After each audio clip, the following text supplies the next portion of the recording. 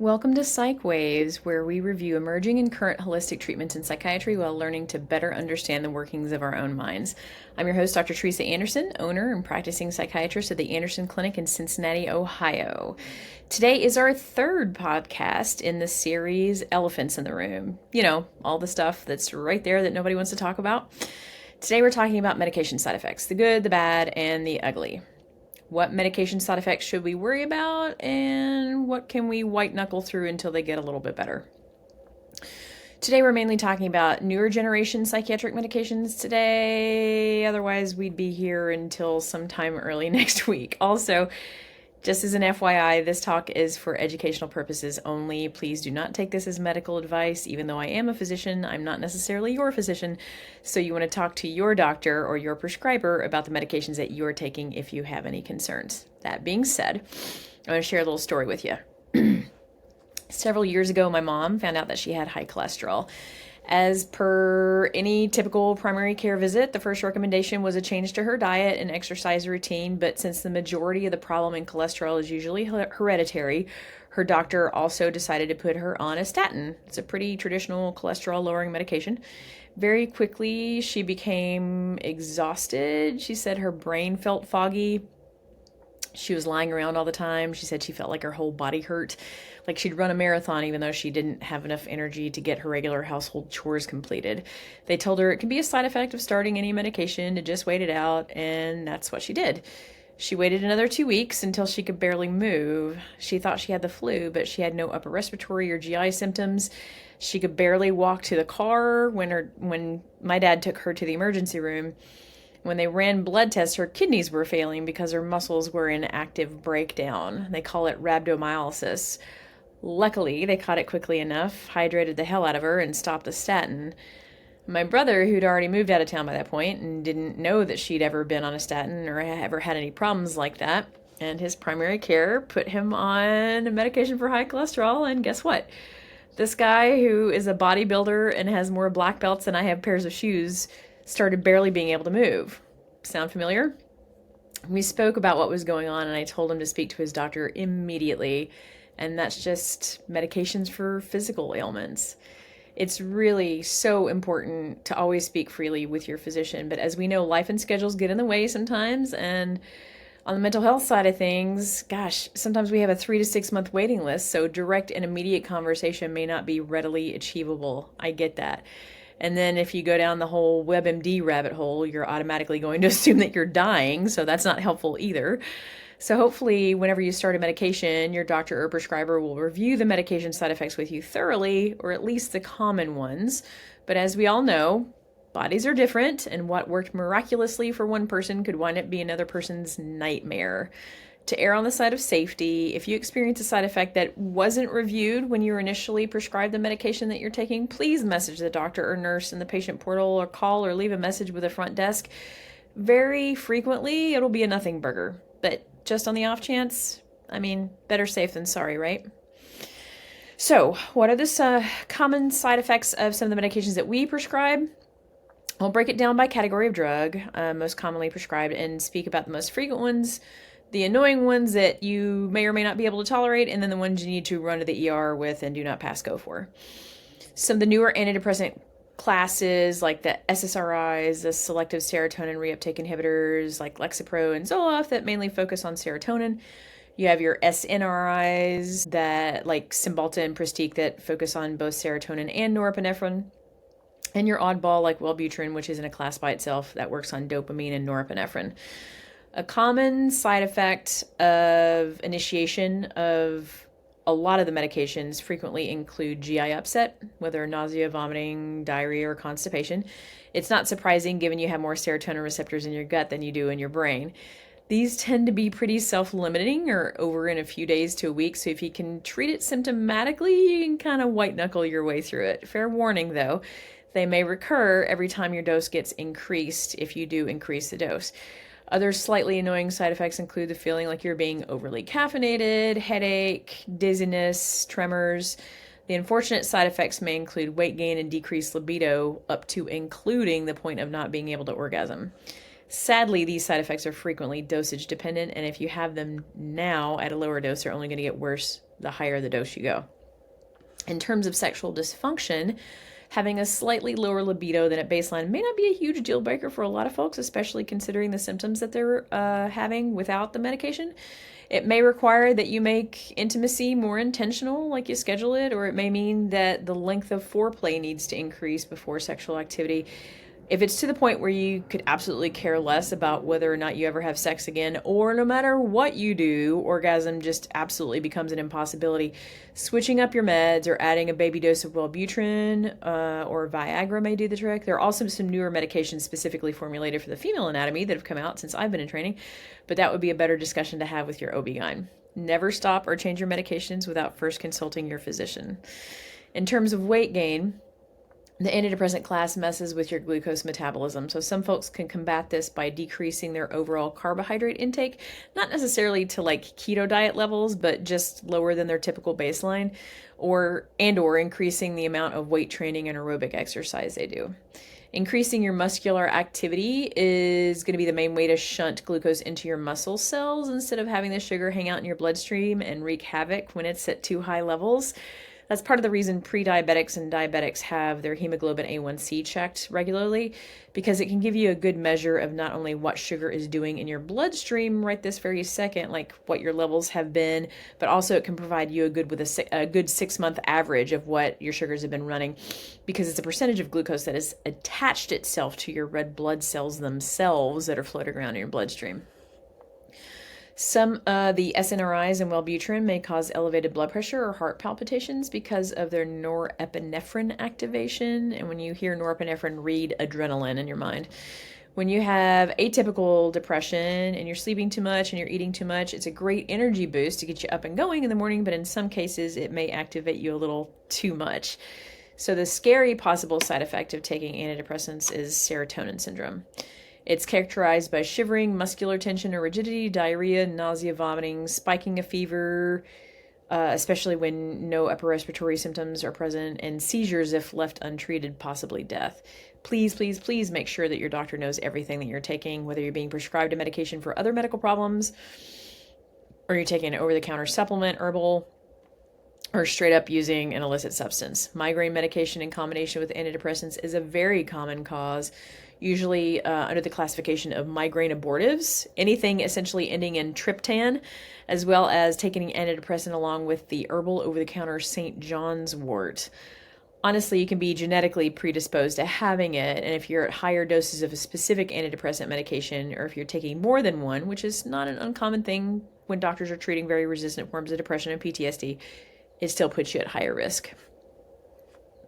Stimulants for ADHD and treatment-resistant depression.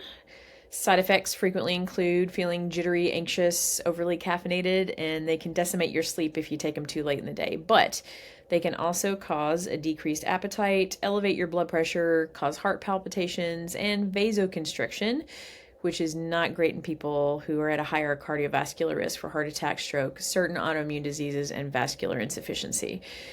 For the controlled substances, they increase your potential to become both physically and psychologically addicted to them, needing more and more to get the same effects you once had at lower doses.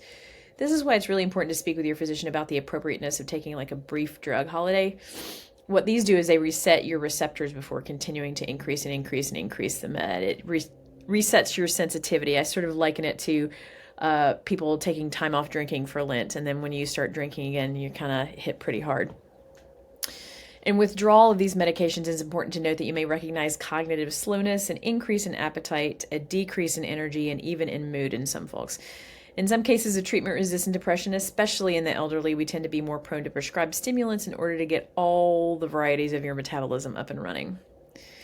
Anxiolytic agents, that word means it literally breaks up anxiety, both controlled and non-controlled substances. First and foremost, we have the controlled substances like the benzodiazepines, and that includes Klonopin, Valium, Ativan, Xanax. These should be prescribed for what I call a Band-Aid patch only and not be taken long-term for several reasons. One is they can activate the same receptors as alcohol does, which is the GABA receptors, which slows down everything in your brain, your cognitive processing speed, your response time, your reflexes, your ability to concentrate and remember. Hey, listen, they're great for when you need to dissolve a panic attack or you're trying to keep calm in an anxiety provoking situation, for some people, like flying in airplanes or a visit to the dentist. But the second reason they shouldn't be taken long term is that you can develop both a psychological and physiological dependency on them, and they become harder and harder and harder to go without. The third reason is that you can develop a tolerance to them over time, such that you need ever increasing dosages to maintain the same level of symptom relief. And when you do have many withdrawals in between dosages, in the long term, you're actually worsening your anxiety, causing taller peaks and lower valleys. Minor withdrawal obviously includes an increase in anxiety, which is what you're trying to treat it with in the first place. Jitteriness, feeling like your heart is racing, palms sweating, mouth going dry. Major withdrawal can include panic attacks, sympathetic overactivation, and even seizures. There's a reason why people are hospitalized when undergoing alcohol withdrawal, and they are given benzodiazepines to wean off while they're there. Folks may have a seizure otherwise. Some serious stuff. Now, this takes no account to the fact that a lot of folks are prescribed benzodiazepines for muscle spasms, especially in folks who have spastic paralysis or quadriplegic, and or folks who are taking it for breakthrough seizures. So it's important, again, to work with your doctor and not stop taking anything cold turkey. A different type of anxiolytic is buspirone or Buspar. It's a non-benzodiazepine type of anxiolytic drug that may be taken once, twice, or 3 times a day. It seems to be more helpful for a milder variety of anxiety and or in coordination with another antidepressant when the maxed out version of the antidepressant just isn't cutting it. Usually people have mild anxiety upon withdrawal, but nothing too scary. Propranolol is a beta adrenergic blocker, and at higher doses can be used as a blood pressure medication. This is a medication that crosses the blood-brain barrier. You may be super anxious and producing a lot of norepinephrine or adrenaline, but it doesn't allow your heart or your brain to respond to it, which is really cool. It's lovely, essentially, because it reduces your anxiety while still preserving your cognitive function. It's been used for years in folks who have major presentations in front of a crowd and still need to be able to think quickly on their feet. Used a lot of performance anxiety situations. It can be used on an as-needed basis, once, twice, or 3 times a day, and the only limitations are your baseline blood pressure, which means you shouldn't take it if you tend to run low, and your ability to stay hydrated. You may get dizzy when you change positions from sitting to standing, and that's also known as orthostatic hypotension. A lot of my patients start taking this medication when they need sort of immediate relief of their anxiety symptoms, while they may be waiting several weeks for their antidepressant to kick in or get to an elevated enough dose for it to kick in. Especially useful in folks who have anxiety disorders and PTSD, obviously, or who just hate public speaking. Mood stabilizers like Lamictal, Depakote, and lithium. Depakote is great for folks who have a more irritable or volatile mania and bipolar disorder, but not fantastic for folks with liver problems, who have alcohol use disorder, or who take other meds on the regular that are processed through the liver. Think things like Tylenol, codeine, OxyContin type, or painkiller narcotics. It needs to have blood draws regularly, and you have to have your liver enzymes monitored. Common side effects are sedation and weight gain. Lithium is a great adjunctive or backup for treatment-resistant depression. It's a nice med for folks who have a euphoric type of mania and bipolar disorder, and can decrease patients' feelings of chronic suicidality.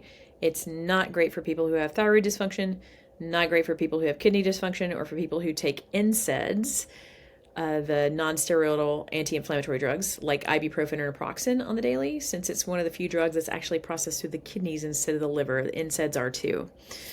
Also, if you're prone to working outside, it may not be a great option for you, since dehydration may quickly lead to toxicity. It requires more frequent blood draws as well, not only to monitor your drug levels, but also to monitor your kidney function. Common side effects are sedation and weight gain, in addition to mild hand tremors at higher doses or if used for a longer period of time. Lamictal or lamotrigine is a great maintenance medication for bipolar depression. It won't get you out of the depression acutely, but it can put a basement on how low you can go over time. It also requires blood draws, but not as frequent, and has the lovely added bonus of being the least likely of the 3 to cause either sedation or weight gain. The hairy, scary side effect of this one, however, is Stevens-Johnson syndrome, an issue that can arise from the dose radically increasing or decreasing too quickly, which can happen if you're not so great about taking your medications consistently. It begins with a rash that turns into massive skin sloughing. The main thing to look for is blister-like lesions on your hands and feet. The scary crossover reaction is that if you have an allergy to sulfa drugs like Bactrim, you may get a benign rash with Lamictal, while not scary in and of itself is close enough to being scary with Stevens-Johnson's. So under the atypical antipsychotics group, don't let the name fool you. While at higher doses, these medications are great to treat folks with psychotic disorders, hallucinations, delusions along the lines of schizophrenia and schizoaffective disorders. At super low doses, they're a great antidepressant booster because they tend to hit more receptors in the brain than just antidepressants. And at moderate doses, they're pretty awesome at stabilizing your mood if you have bipolar. You always want to get baseline labs to determine your baseline glucose levels, how your kidneys, liver, and thyroid are functioning, as well as what your baseline cholesterol levels are, because even if you eat a perfectly clean diet, these medications can do a number on your blood sugar and cholesterol levels. Many people complain of sedation and weight gain as the most common problems we see in this category of meds, but different ones have different side effects and are on different spectrums of weight gain. Some of the newer generation are even weight neutral or net negative poundage-wise over time, which is awesome. Some people will experience something called akathisia, which is an internal feeling of restlessness. I've had some patients say that they feel like a wind-up toy with nowhere to go. This may go away depending on your dosage and or agent of choice. Other patients may develop a movement disorder called tardive dyskinesia, or TD, which can involve any body part, but more commonly affects the mouth, the tongue, fingers, or hands. These movements tend not to go away even if you stop the offending agent. While obnoxious and annoying, they are not life-threatening. The hairy, scary possible side effect of taking antipsychotics, but very rare, is neuroleptic malignant syndrome, or NMS. And before letting Google take you down the rabbit hole on this one, I've only seen it twice in 16 years of practice and 4 years of residency. And they've all had the majority of the risk factors involved. So what are the risk factors? If you are male, elderly, African American, have a lot of other comorbid illnesses, are on multiple antipsychotics, are on a high-dose antipsychotics, or are antipsychotic naive, which means this is the first time you've ever taken the med. The 2 patients that I saw had 6 of 7 risk factors for it. Now, it can happen at any time, anywhere, any dose. Absolutely. But know that you're at relatively low risk if you only have 1 or 2 of the risk factors that I mentioned. What does it look like as you spike a fever for no reason, despite not having any illnesses or upper respiratory infections? Your arms and legs feel heavy and leaden and even get stiff when you're done nothing physically, really. You can intermittently get confused and lose consciousness. And obviously, if the med isn't stopped, you could die. But know that this is very, very, very, very, very, very rare. The final caveat: don't assume that just because you take a recreational drug and it's all natural, that 1, it's safe for you, and 2, that it wouldn't have any consequences with the drugs you may be prescribed. Be honest with your physician. We cannot practice medicine in a void. Any doctor worth their salt is not going to judge you, but give you the honest heads up about the ramifications of not only taking the recreational drug, but its potential interactions with the medication that they are prescribing to you. So by the way, cyanide is all natural too. Doesn't mean I want to take it for funsies. So if you found this information helpful, please like, subscribe, and follow us. Tell your friends. And if you happen to be in the Cincinnati area and are looking for assistance with treatment-resistant depression, anxiety, concussions, or PTSD, give us a call at 513-321-1753. You can also check us out on the web, www.andersonclinic.net, or at Anderson Clinic Cincy with a Y on TikTok and Instagram. Start feeling better faster.